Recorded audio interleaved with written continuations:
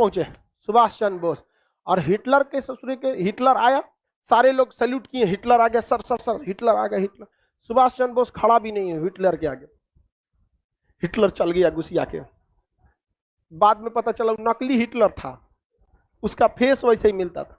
उसके बाद आया ओरिजिनल हिटलर, सारे सैल्यूट किए, सॉरी हिटलर।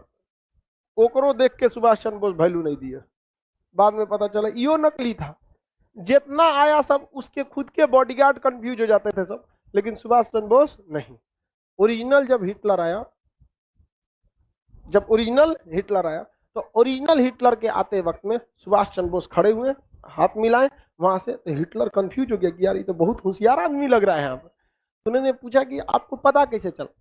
तो सुभाष चंद्र बोस ने कहा था कि सोने की परख सोनार को अच्छे से होती है, अगर उसको लोहा दिखाइएगा तो दूरे से पता कर लेगा कि सोना नहीं है। पहले ना इंदिरा गांधी की जब सरकार थी 1975 में, उस समय आप लोग नहीं होंगे, 75 में थे आप लोग। 1975 में इंदिरा गांधी ने क्या किया था, बिना मतलब इमरजेंसी लगा दिया, वो भी ये भयानक वाला। 1975 में इंदिरा गांधी ने इमरजेंसी लगा दिया। 1975 में हमारे यहाँ कोई किसी देश ने युद्ध आक्रमण नहीं किया था, ना ही हम जाके किसी पे युद्ध किए थे। हम करेंगे तो क्या हो गया, युद्ध।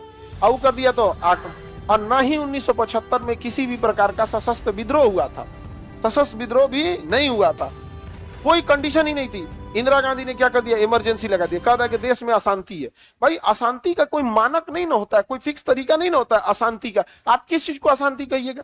कोई क्लास में आके देख लेगा, हे खान सर के क्लास में इतना भीड़ है, अशांति घोषित कर दो। अरे भाई वो मानक होना चाहिए। ये भीड़ संख्या मानते हैं जाते, बट वेल डिसिप्लिन्ड है कि नहीं? यहाँ पर अगर यही चंगेज खान, पूरी दुनिया में इससे क्रूर शासक कोई नहीं था, समझ में गया? एक बार यहाँ पे आके मिडिल ईस्ट में आके काटा था, इस एरिया में किसी को जिंदा नहीं छोड़ा था।